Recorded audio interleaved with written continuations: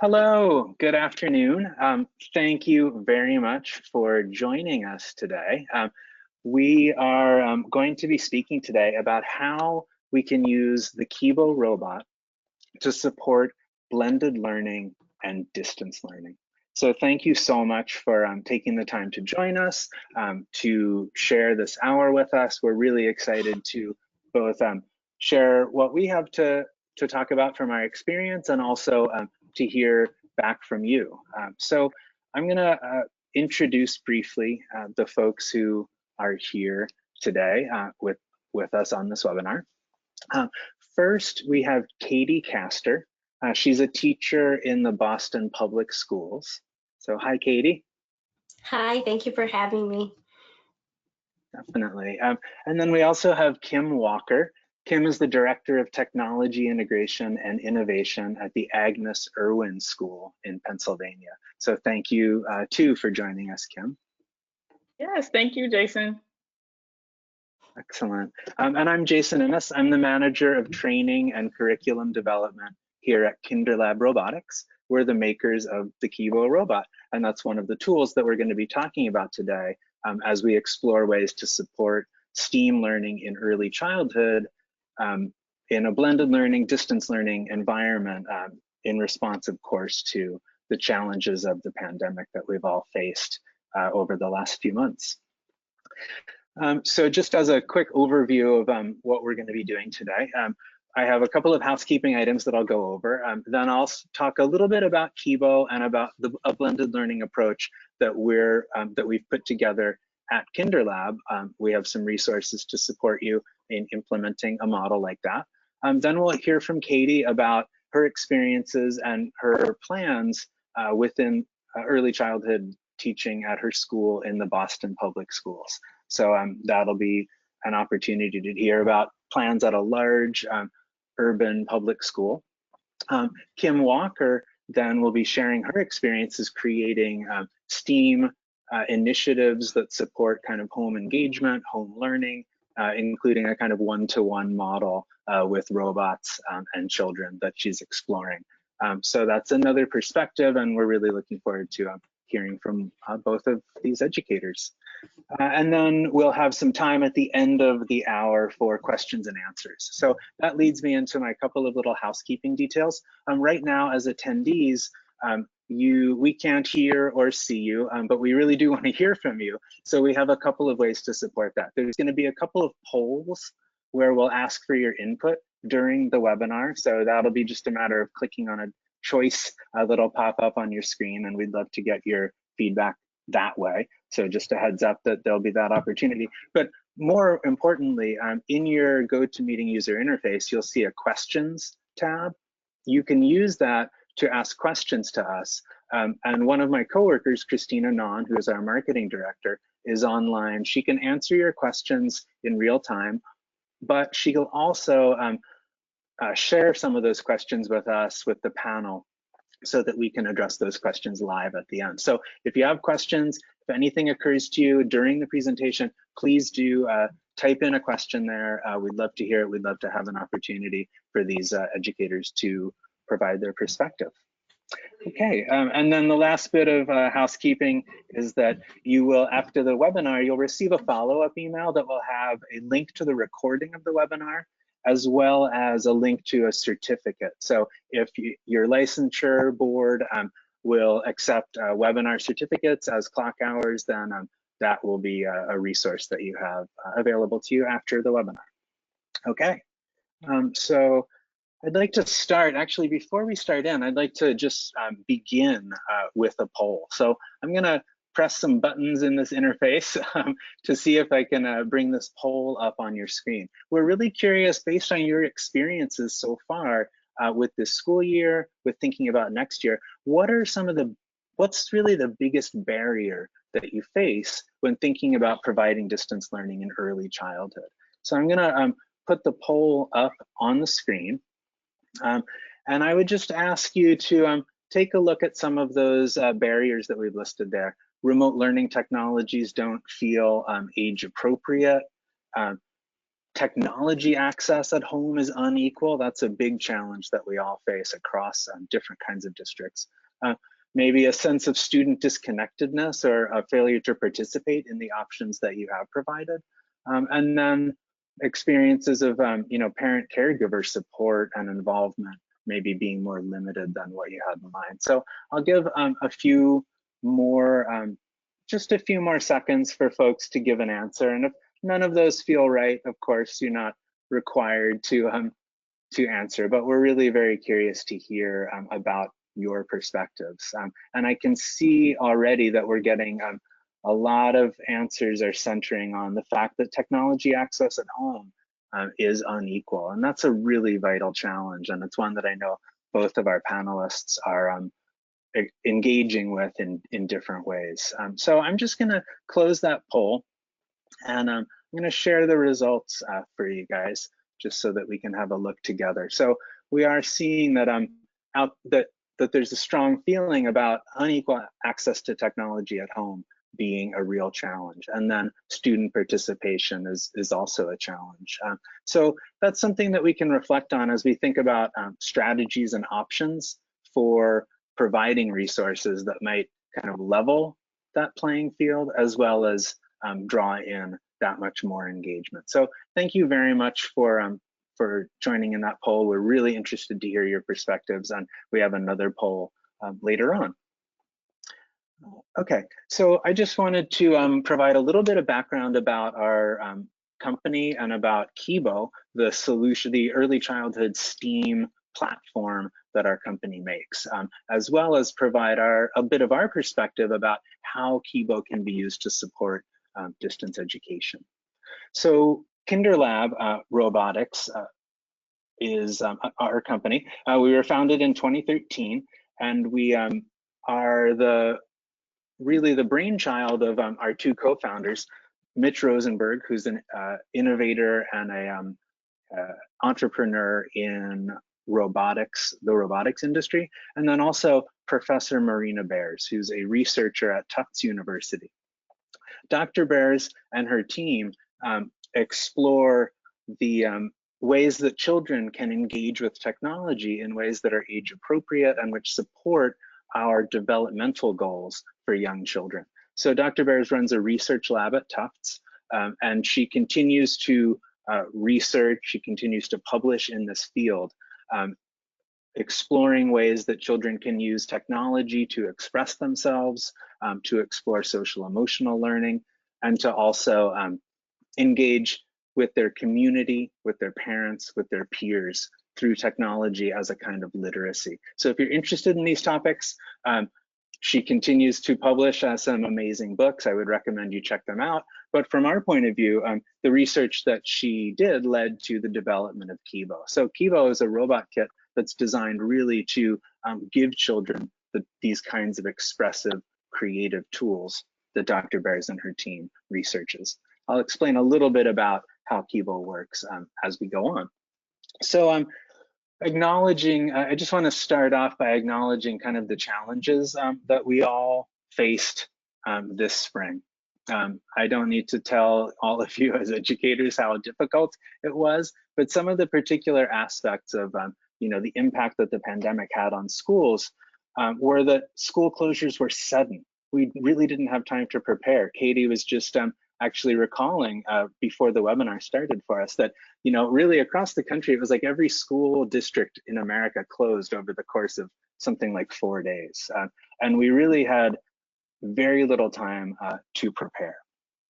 We also then, as we shifted to kind of a classic mode, I would say, of distance learning based on video conferences, we can see that that mode of learning is probably not ideal, especially for young children. So long, sort of stationary engagements with communication technology, long screen-based engagements. We know these are not ideal for early childhood learning.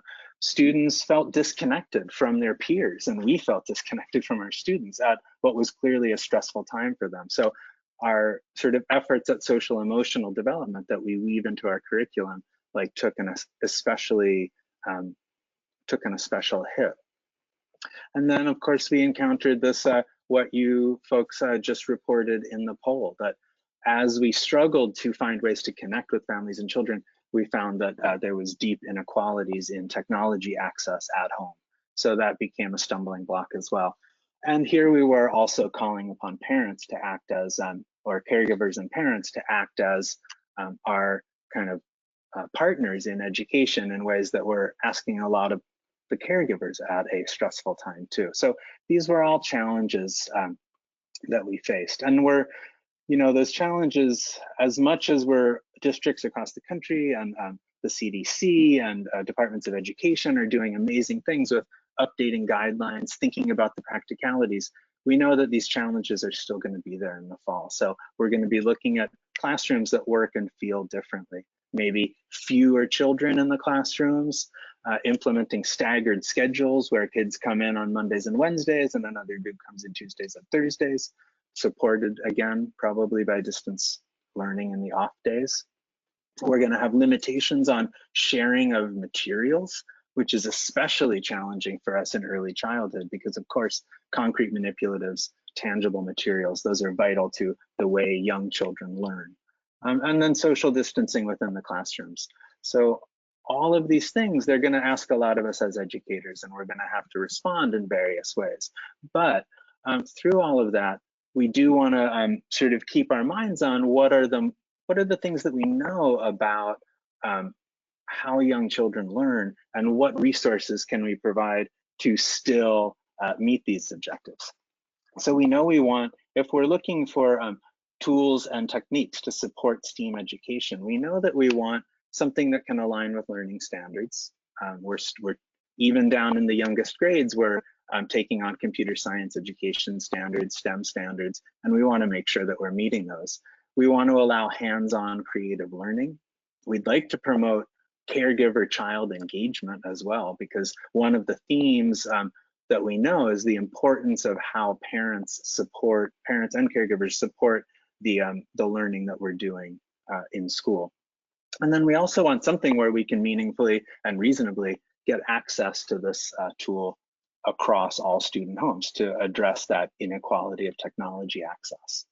So I know your folks who are here on the webinar are probably somewhat familiar with KIBO since you're here to learn about how to use KIBO in blended learning. But I'd just like to point out that the advantages of KIBO, of course, we know are keyed into these important elements of how young children learn.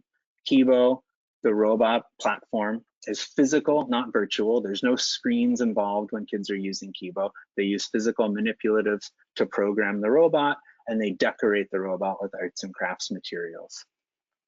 One of the unique things that Dr. Bears and her team discovered and invented was this idea of representing code or programming computer language using these physical block manipulatives that children can use. They create sequences with the wooden blocks, then use a scanner built into the robot in order to sort of teach their program to the robot and have the robot act out the program. This is completely legitimate computer science, but rendered in ways that are physical, movement-based, and easy for young children to engage with.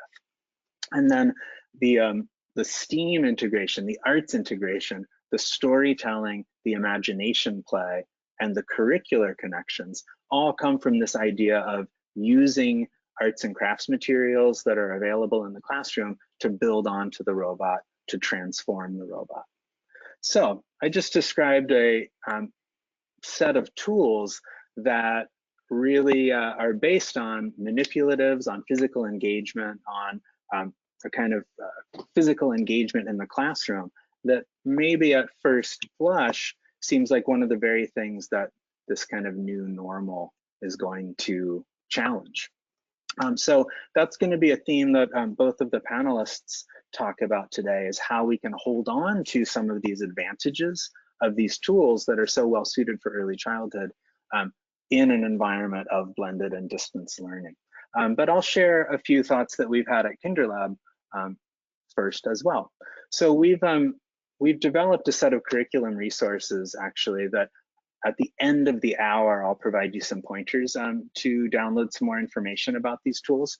But they're based on an idea of a blended learning model where we can put the KIBO kit into the hands of children for use at home, and teachers can support that homework with pre-recorded lessons that they share with the students that they can watch at their own time, with small group video conferences to support the peer connection and sharing in a way that's still age appropriate for young kids. And then also supportive materials for the parents and caregivers to allow them to support the children's learning. So if we can provide a package that combines these, we can still make use of the wonderful attributes of a hands-on STEAM platform like KIBO, but in a way that allows us to be conscious of all of these different pressures that are coming into our teaching models. So how might it look? So we might divide a blended learning sequence into several weeks. During each block of weeks, the teacher might provide some recorded lessons that introduce different concepts for KIBO progressively. Each of those lessons can be adapted from the circle time guided conversations that are part of our core curriculum with KIBO, but the teacher can deliver them as a recording that the children can sort of watch with their parents' guidance at their own time. And meanwhile, as the children are having these lessons on a set schedule, we can take a number of the KIBO kits that we might have in the class and rotate them among student homes in groups. So as the children in one group are using the KIBOs, the other students can be participating in the online lessons that the teacher has created. We can rotate those groups of KIBOs among the whole class. That way we provide each student with the opportunity to do this hands-on work, but we have the opportunity to, for example, clean and sanitize the kit between groups to maintain student safety. So that's one model that's possible to implement. One of the advantages that thinking about including that home time with KIBO gives us is an opportunity to engage the parents in supporting this learning. So one of the research themes at Dr. Bears' lab actually involves looking at how caregivers and children engage with technology together. Their research draws upon a theory called joint media engagement, which is about the different ways that parents and children, when they actively engage in media consumption together, can support each other's learning. So if the parent is prompts the child with questions that position the child as someone who has legitimate opinions, for example, and legitimate ideas that the parent is curious to hear, we create an opportunity for the child to act as an expert, which is a way of reinforcing some of this learning. And this works really well when the subject that the parent and child are engaging with is actually something that's genuinely new to both the parent and the child. So that's an interesting opportunity we have with something like KIBO, which is fairly easy to use. And if we can prep the parent with a little bit of sort of scaffolding for themselves about the kinds of questions to ask, ways to engage with their child, we can have both the child and the parent discovering how to use a tool like this together, which is an empowering experience for the child and builds those bonds between caregiver and child, as well as between the family and the school. So what are some of the ways that we can support the parent? Well, we can give the parent some clear and interesting activities that they can do during the time that they have the KIBO kit at the house. So one thing that classrooms have done and that parents are familiar with is the idea of a class pet that's visiting the house. Children document the activities that they did, maybe with the stuffed animal who's visiting their house, and then they share that with their peers. We could implement that as a distance learning lesson as well. So when KIBO visits your home, you can invite KIBO to participate in your family's routines. We can document that with photos, even with just drawings, depending on the technology the parents have at home. And then we can share that when we do the small group video conferencing. We can share those stories about what KIBO did at home with us. So that way we're building that kind of social emotional connection of the community amongst the students, as well as giving the kids a creative way of kind of framing the coding and building work that they're doing with KIBO. So by providing parents with activities like this, we can promote that home-based learning. Okay, so just very quickly, a couple of tips that we can share about remote learning that we've heard from our customers and teachers that we work with. Video conferences for young kids, of course, we want to keep them short and sweet. So that's why these kind of small group check-ins is probably the better way to think about video conference for this age group. We want to make sure that in these lessons that we share with kids, we include plenty of unplugged movement games, things like our KIBO Says cards, which are a resource that allow children to act out KIBO's movement commands. Readings, of course, are a great choice. Reading is always a way to support kind of STEAM learning or any cross-curricular connections. We have a collection of books that we recommend throughout our curriculum that are STEAM themed and appropriate for this age. And then these small group check-ins are a way to build those bonds among the families that currently have their KIBO kits, for example. And then finally, for tips for supporting those parents. So of course, we want to make exchange of something like the KIBO kits or other hands-on resources. We want to make that easy and safe. So if we have a model where kids are coming into school half week, for example, they could rotate the kits that way, and we have an opportunity to clean them, disinfect them. But we also can, if it's entirely remote, we can have the parents bring the kits into a drop-off location and then distribute them again after cleaning. We want to provide that clear guidance to caregivers, so clear lesson plans for them to follow, clear expectations, and prompts for supporting that joint engagement, how to ask questions to their children that prompt that learning and position the child as an expert. And then we also, from a technology equity point of view, we want to make sure that we provide multiple ways to share student work. Maybe one family is uploading videos to a Google Classroom that we provide, and others may be submitting drawings that the child created and returning those with the kit, and the teacher can share those with the group. We also want to make sure we offer a program like this to all the families, but we also want to make the program opt-in. We don't want to sort of ask more of a given family than they feel like they can take on during a difficult time, like a response to a pandemic. So equity is a matter of balancing. On the one hand, it's a matter of balancing those. We want to do all we can to make a program like this accessible, but we also want to allow parents to opt in. Okay, so with that, I'd like to sort of hand it over to Katie. Katie is a teacher in the Boston Public Schools. She has had a variety of roles during her years there. She's an educational specialist, and she focuses, her emphasis is on special ed, but she's also really interested in exploring issues of identity, of STEM access, and cultural representation. So she has a wonderful perspective on kind of merging these kinds of interests with things like robotics, creative robotics activities. So with that, I'd like to turn it over to you, Katie. Thank you so much. All right, I'm ready. Okay. So, as Jason mentioned, I am currently a middle school science teacher at the Perry School, which is located in South Boston. And we are a STEM or a STEAM-focused school. Like I said, I've had a variety of roles. My background is special education, but I've also worked with English language learners, and most recently, I said, as well as middle school. So that's what I'm doing now. So we'll go on the next slide. There we go. Okay, so kind of what Jason started talking about is the new challenges, right? So I kind of wanted to talk a little bit about KIBO in the classroom with COVID and all the really the opportunity that's there to kind of do this pivot and really kind of see, you know, in terms of creativity and how we can, you know, move this in terms of a new, you know, just a new way that we present.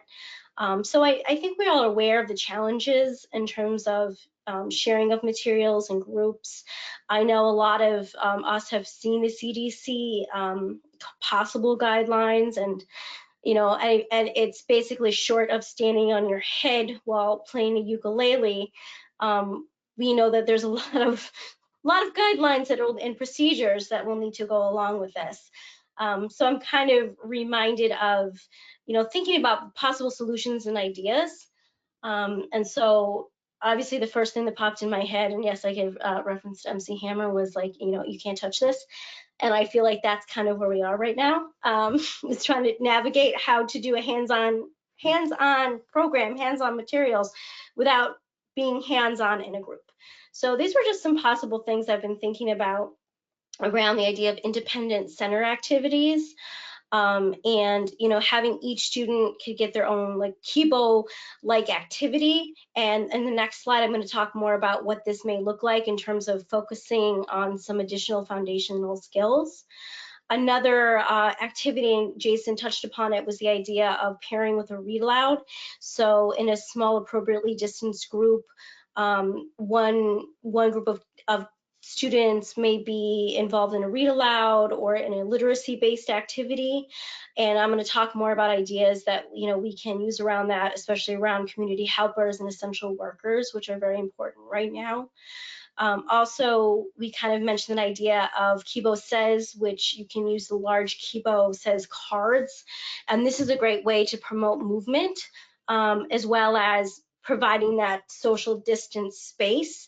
KIBO Says you need to stay in your square while you play KIBO Says, and kind of going through that essence of asking for their ideas and asking for their input and how we can make this creative and fun. Because I feel like, everyone that's worked with children or has small children is that element of, telling them what not to do versus what they can do and what they're able to do.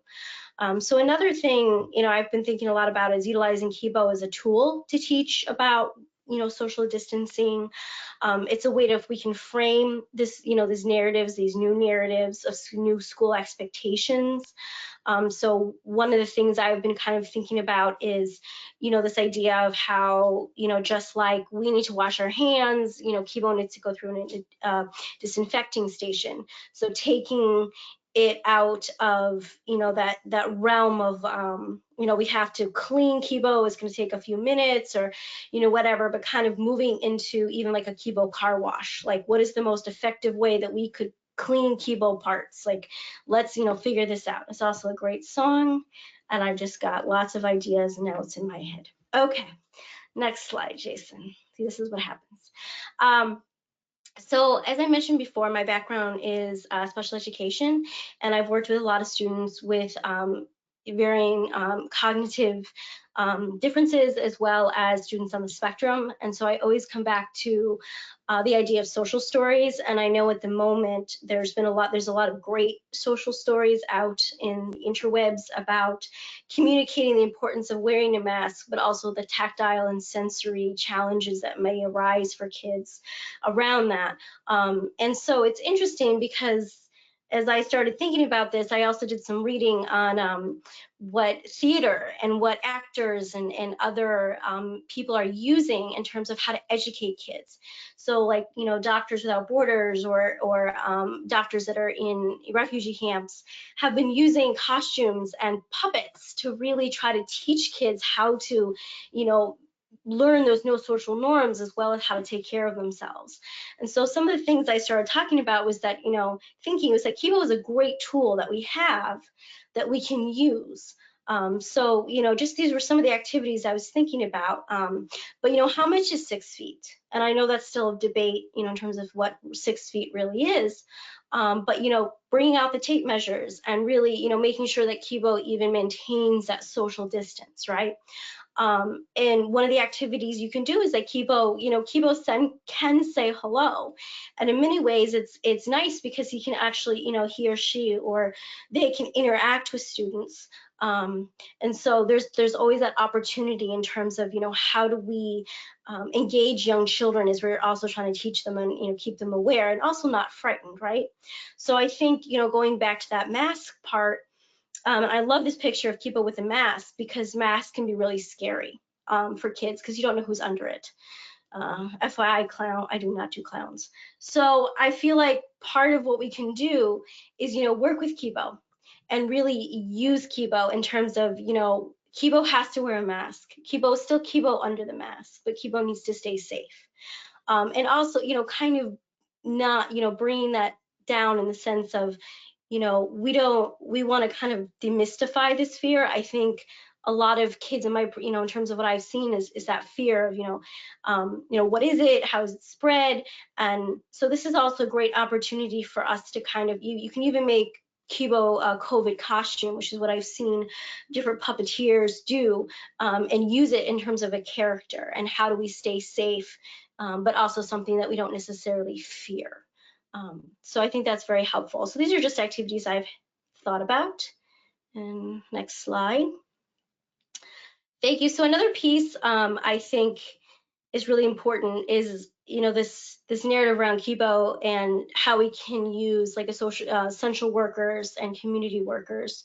So one thing we can explore, and I know Kim will talk more about, how we can use KIBO across curriculum and across subjects. But, right now, how can we learn more about the helpers in our communities, as well as how can we honor and really have those conversations? Because kids may have parents, obviously, or caregivers that are essential workers or working in the public. And everything that's going on in our world, it can be really scary. So I kind of thought that, these are some really good conversation openers. You can make KIBO into an ambulance. You can make KIBO into a fire truck. And, it's a great starting off point. You can pair it with a text around, like I said, around community helpers and in all those kind of conversations. So I think, it's twofold. I think it provides, a great way to talk about wheels and motion and how we build and how things go in communities, as well as providing a brave space and conversation for starters for students that may need to talk more about what they're experiencing. So one of the things I mentioned was this idea of foundational skills. And so one of the things that we've been thinking about is, well, what if I don't have a KIBO kit at that moment? Or, if I have maybe a student who's working with the KIBO kit and I have another student, that needs to be engaged in doing something. And so I go back to this idea of like a rotation and stations. And I think obviously they'll need to be more independent, but I find that when I start breaking down the foundational skills that are needed to use KIBO, but also kind of strengthen, there's so many. So, activities, you could have students working on a variety of different things. You could have students working on patterning and colors, right? So sorting. If you look at KIBO and, the blocks, you have to know how to pattern, you have to know how to sort, you have to know your colors. And for some students, this may be where they are, and kind of not only does it help strengthen those foundational skills, but it also is going to, help them be able to then apply those skills once it may be their time for KIBO, or, once they finally have moved to another station. That goes along with the idea of sequencing. So, a student may be able to be using the KIBO blocks, and maybe they're matching and sequencing and really working on these sequencing skills. And as we also know, even to put the blocks together requires a level of fine motor skill. And so part of what I do, even before I introduce KIBO to some of my learners that do struggle with fine motor, is even going back to the idea of lacing beads and lacing, in that kind of fine motor, the fine motor of putting things together. So these are also things that kids can be working on while they're working, waiting a turn or waiting a different, a different activity.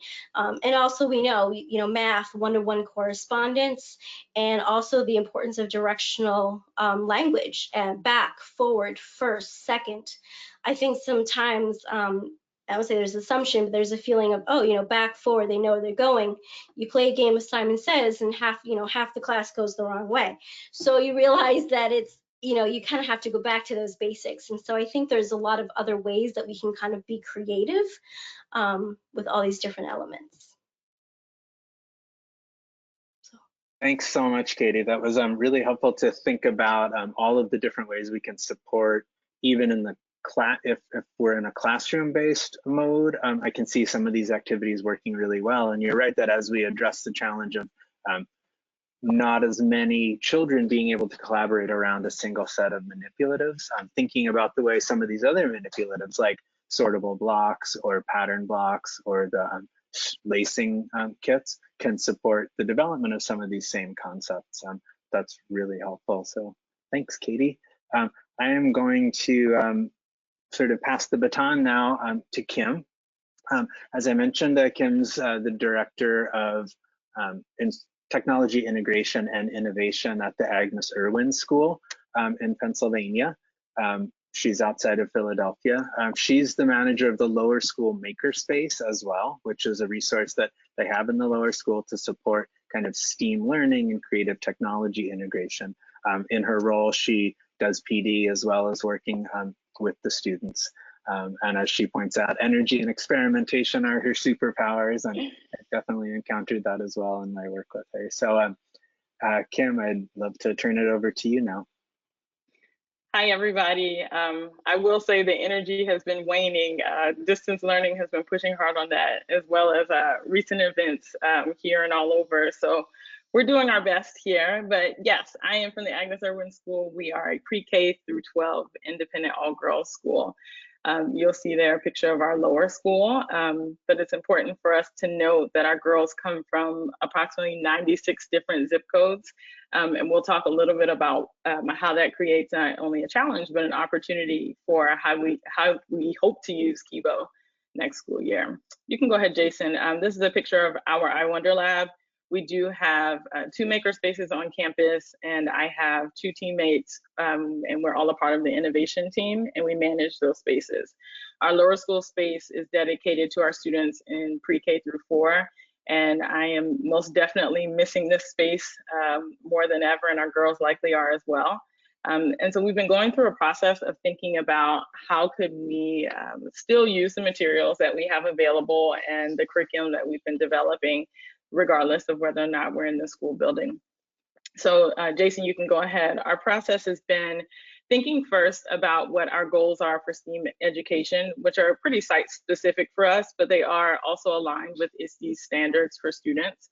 And so we went back and we were looking through those and thinking about what are the outcomes that we want for our students. And from there, we started to acknowledge our constraints, the fact that not all of our students live physically close to the building. Not all of our students have regular supervision by their parents or guardians. Some are being cared for by their siblings. Some have a rotation of caregivers because their parents are essential workers or have gone back to work during the pandemic. We've also talked about access to reliable technology, and it seems as if that's a large part of the concern for this group. It's good to know that we're not alone in that because it impacts virtual lessons and how we're able to check in with our students. And then last but not least, not all of our students pre-K to own a KIBO robot. And so how do we make sure that we're creating programming that reaches them even if they don't have a device? So we've started to think about how we can leverage our resources. We do have a small set of devices on campus, but I want to walk you through some of the challenges and how we're going about them. So one of them is access to devices. And we'll get to equitable programming and our limited time with students in just a bit. But as far as access to devices, one of the things that we're thinking about is having a KIBO club of 4 to 10 students. And Jason, if you go to the next slide, it'll show you that we're kind of thinking about this challenge and what it would look like in the school space. Normally, we would have small groups of students sharing devices, but we're starting to shift our thinking to more of a subscription box, where we could invite 4 to 10 students to join us in KIBO Club. We as a school would be providing the devices. And this is that piece about leveraging your resources. We do have some families who are really interested in seeing these initiatives move forward. We are a fairly resource-rich school, and so we're thinking about how can we create opportunities by purchasing additional devices. Still in a small group, students would receive them perhaps via mail. It could also be a social distancing drop-off pickup situation at school, which Jason mentioned at the start. But inside the box, they would get some general information about KIBO, recognizing that not all of our families have seen or handled the robot at all. But we would also develop a schedule of live lessons. And so we would map out for them, here's what the next 2 weeks with KIBO will look like. Here are the live lessons that we will have. Here are some check-ins. Those are really just thinking about our students and their socio-emotional needs, especially our youngest learners. And so one way we might do that is to have some KIBO lunch dates. And so it would be exciting to not only receive a box with a robot, but to know that there would be some time to learn new things about that robot, but also connect with other learners who have robots at their homes. We would also provide some challenge cards, perhaps, that would give them ideas of some asynchronous activities that they could do, even if they were not a part of a live lesson.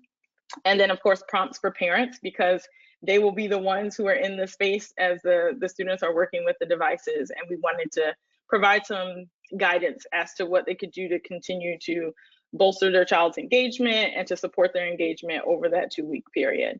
And another key component would be a sharing circle. And we know that this is aligned with what ISTE has already said technology should mean for students, is that there should be opportunities for them to receive feedback, but then to also share with their peers. And so we thought that it would be really important for empowered learning and for creative communication that we provide a sharing circle, an opportunity for them to really use their voices, which is one of the key STEAM goals that we have, is that we amplify our girls' voices.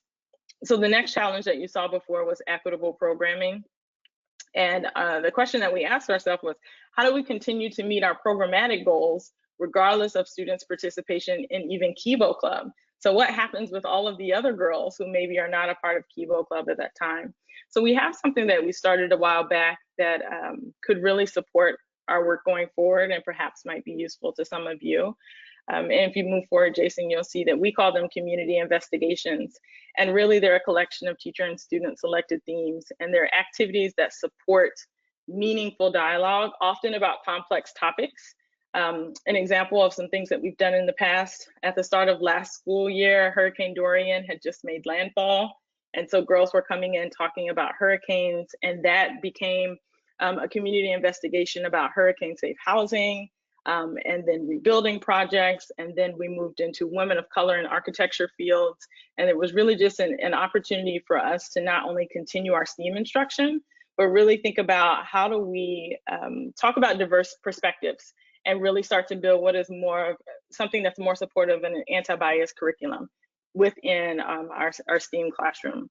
So a sample of how you might do that, and something I'm thinking about for next year, is you could go into the year with a topic, let's say, or in this case, a person thinking about Dr. Mae Jameson, and you could be saying to the students, talking a little bit about the fact that she's an engineer and she's known in part for her work at NASA as an astronaut. And so you could have a situation where girls, if we're in the building, are having access to the story Mae Among the Stars in the library, or perhaps even in the subscription box.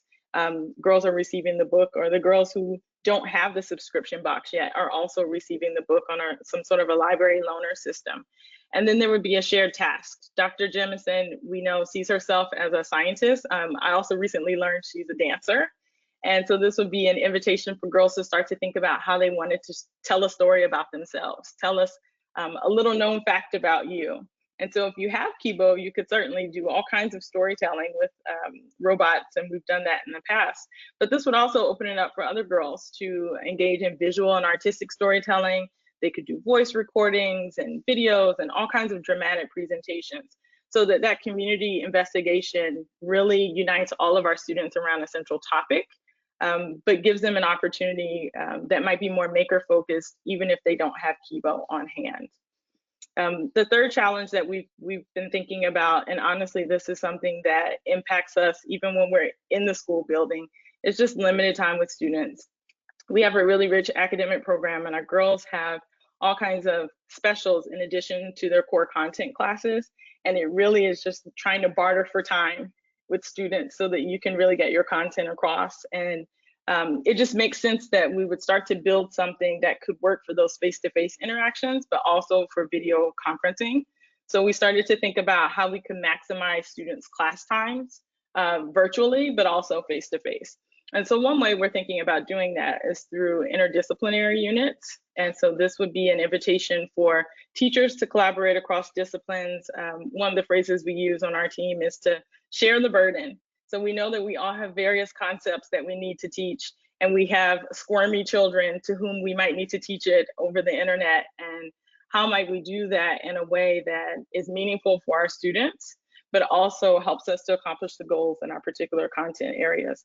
And so we would be going through a process of identifying those key concepts and learning goals in each of those disciplines, and thinking about how we can align them with ISTE standards and how we could incorporate them into our STEAM instruction. So it becomes a multi-layered approach to STEAM instruction, versus all of us working in silos and doing our best to interact with squirmy children either in the building or via Google Meet or Zoom, whatever your video conferencing preference is.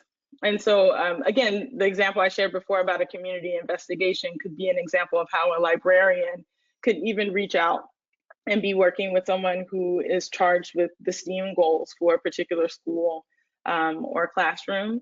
And also you could rope in the science teacher. If you're talking about Dr. Jemison, you could easily have science experiments involving space, talking about moon rocks, Plato craters. You know, we have a wonderful science teacher, so fortunately I don't have to think of all those ideas on my own, but it's really nice to be able to sit in a room with people and just plant a seed for an interdisciplinary unit and start to think ahead about the next school year.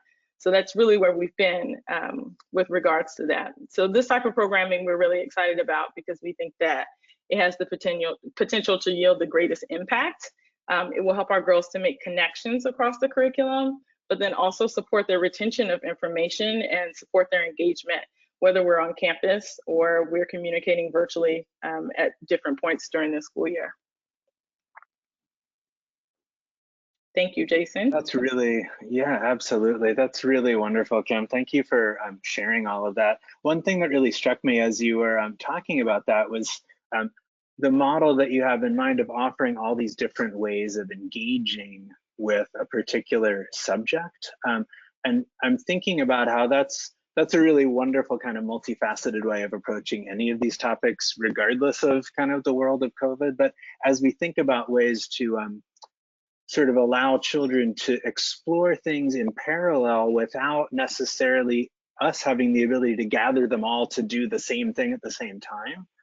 I think that kind of creative thinking about how can we engage with the same sort of subject matter, but in a way that allows like a diversity of experiences and a range of different activities simultaneously. I think you've kind of hit on something that's really going to be part of education, maybe even more so going forward. So really wonderful, thank you. And I love the KIBO club idea. That's wonderful. And that's a way to sort of frame, like you're saying, as it's sort of an opt-in experience, and it's one of many ways to engage with some of these concepts. So thank you for sharing that.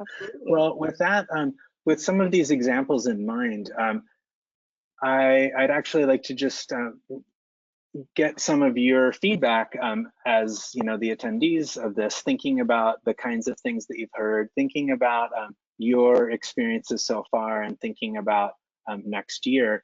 If you're looking to engage children in these kinds of like creative STEAM experiences, what sorts of resources do you feel like will be most important to you? So I'm gonna start another one of these polls. So if you don't mind, just have a look at some of these resources that might support your teaching in the new normal. What do you think is kind of the most important? And is it professional development and training? Is it having age-appropriate hands-on materials so we can still continue to take advantage of some of these things we know about how young children learn best? Is it curriculum for you to use in the classroom, or maybe curriculum to support that home engagement? Or, you know, is it really about kind of a technology platform or tools for communicating and connecting with students?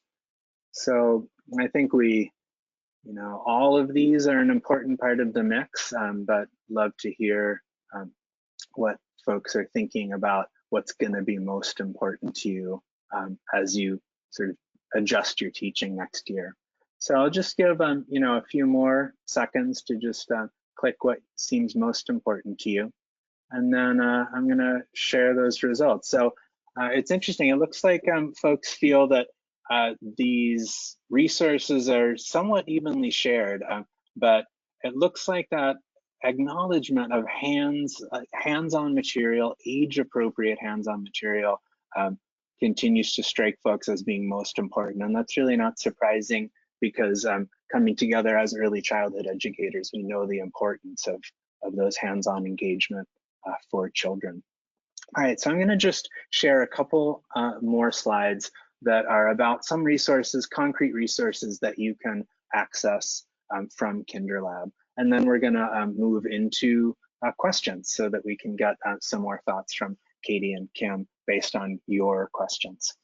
So just quickly, I wanna let you know that we have a paper that you can download for free at KinderLab, which summarizes some of these ideas that we've addressed, some of these model lesson plans for a distance learning unit, ideas for supporting kind of rotating home kits with KIBO. This is available from our website, kinderlabrobotics.com/connecting-with-KIBO. You can access it right from our homepage as well. And that's a free resource that you're welcome to use. And we've also put together what we call a blended learning curriculum bundle. So this is a collection of resources to support both the teacher who might be creating video lessons, might be doing small group video conferences with students, and also resources to support going into those home kits. So parent-focused resources, our home robotics guide, and some curriculum materials, activity cards, and other activities that parents might use while they have the KIBO at home. So this bundle supports rotating a group of KIBO kits around your students' homes. It's curriculum. It also includes professional development, so an hour of live video training to explore this model and receive some guidance with our training staff.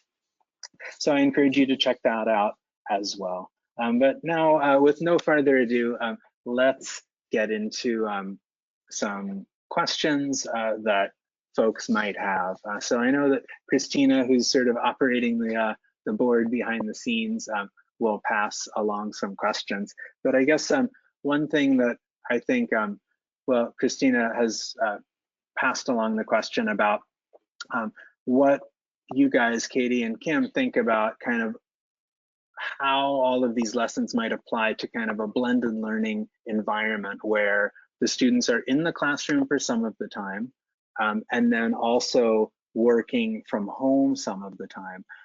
Do you think that some of these activities can be used to support that kind of like multimodal and use? And also, do you think there are particular ways we need to use KIBO that are kind of safe in the classroom? So I guess I'll hand that to you, Katie, but I know that Kim, your thought about kind of multi-dimensional activities applies to that as well. So I'd love to hear from both of you. How about you, Katie? Yeah, so I was actually exactly what Kim started talking about is I feel like if we kind of approach it in more of like a project-based, learning, a PBL kind of lens, project-based can occur both in school and, at home. So I feel like, it's that blending, it's that, what you talked about in terms of your subscription box, right? So having those materials at home as well as maybe having additional materials at school, and then just, how do we differentiate and, have, possible stations, and exactly like you said, it's meetups, it's using video conferencing, it's, a great idea with your literacy and your, your book unit, it's, researching, Jameson and Catherine and the Hidden Figures, and kind of all putting it together that it can go between home and school. I know that's not a very concrete answer, probably leads to more questions, but I think it's a great way to approach it in terms of a project-based lens. Kim? And honestly, if we're talking about project-based learning, it starts with questions. We try to use like an inquiry-based approach because we want our students to take ownership, and what they bring to us is their questions. And so it's an easier way for us to start. The other thing I'm thinking about is, regardless of what school looks like in the fall, we're going to need to establish routines. And so this is an opportunity to really think about what would those lessons look like? What are the routines for when we're in the building, and routines for when we're at home? And I would imagine that would be the focal point for my lessons. How do we handle KIBO? How do we disinfect KIBO? How do we make sure that KIBO is also protected in all of this? How do we protect ourselves? And then to start to think about, again, those interdisciplinary concepts. What's happening in the library with students or not happening that maybe could happen at home?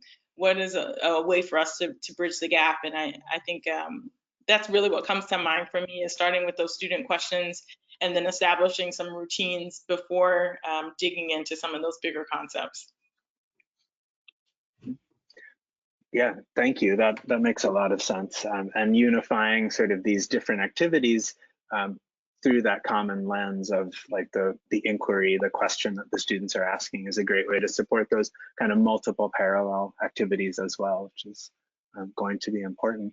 We had a question about kind of recommendations for thinking about group sizes and class sizes for some of these kinds of activities.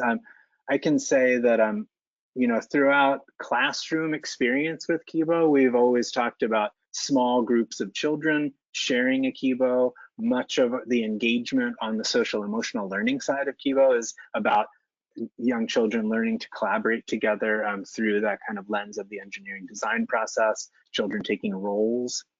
So for me, that's something that I've tried to think a lot about how do we take what we know about those benefits of small group collaboration, but continue to do it in a socially distant way. So taking on roles around the use of KIBO is one way that we can do that. So one child might be responsible for being like the KIBO wrangler, the robot wrangler who's gonna sort of hold KIBO and do the scanning, but another child might be the programmer who works with the blocks. Another might be the designer who thinks about the program and the decoration overall. So we can still have children collaborating in these small groups, even in a situation where there's social distance. So that's one thing that I wanted to share about that perspective. But in terms of sort of group management for either in classroom or out of classroom activities, what are your thoughts, Katie? I think it's a really good question, Jason, and I'm not just saying that. I think it's something that we're all trying to grapple with, you know, right now.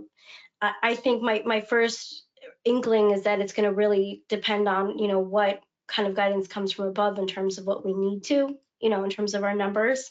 I think what you said in terms of working together and assigning those roles is very important, you know, as well.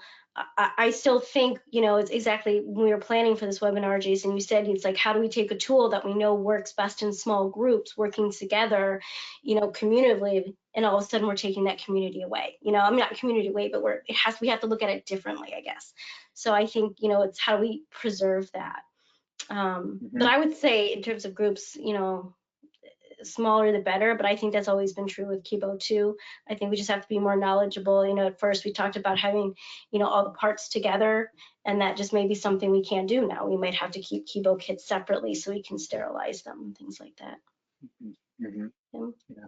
How about you, Kim, for these kind of remote learning settings or small groups amongst like a small group video conference? What has your experience been working with the young kids? Yeah, surely on campus, no more than 3 to 4 students usually handle KIBO at once. I found that those group sizes usually work well. One reason is I just have a hard time coming up with more than 4 things for kids to do in one small group with such a small device.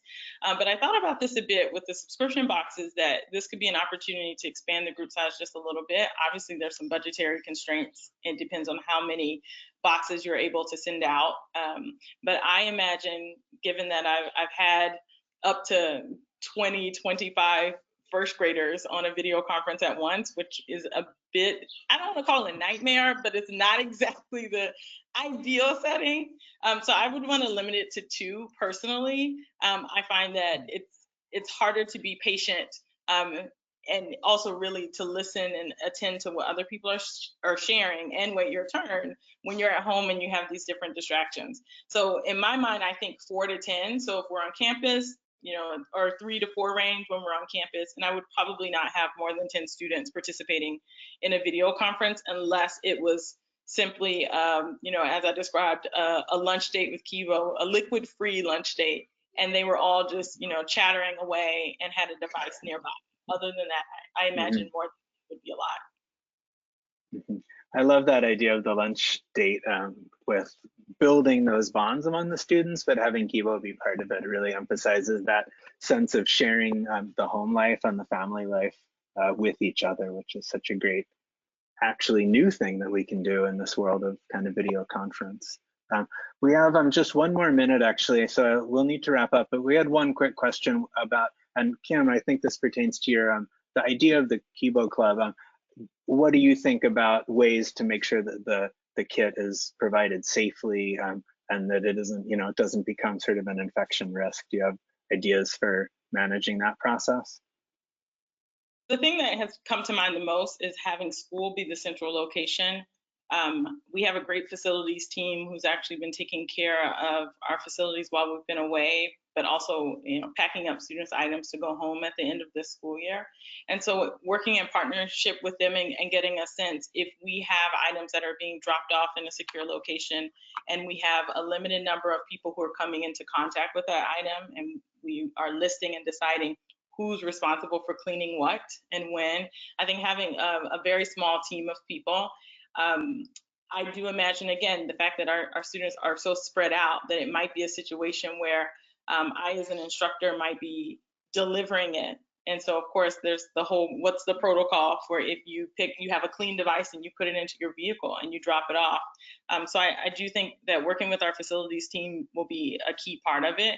But my thinking is that we just have a small team of people who actually handle the devices outside of the students' homes. Great, thank you. All right, well, it's a little bit after 4, and we said we'd have you from 3 to 4. But I want to thank everyone who attended this webinar for sharing this time with us, sharing your feedback and your thoughts, both in the form of the questions as well as in the answers to those polls.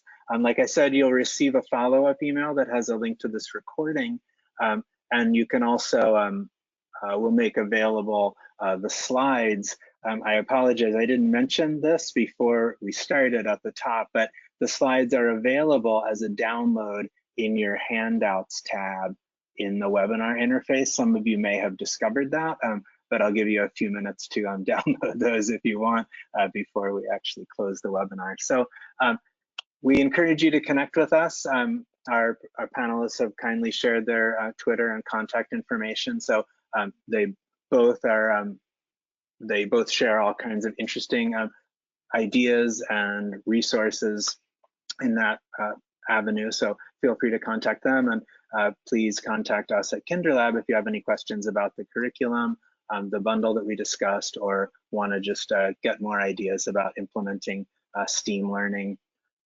in this sort of new normal that we're all living in. So thank you again for taking the time to join us, and thank you to Katie and Kim. It's great to speak with you, and we'll see you again soon, I hope. Thank you.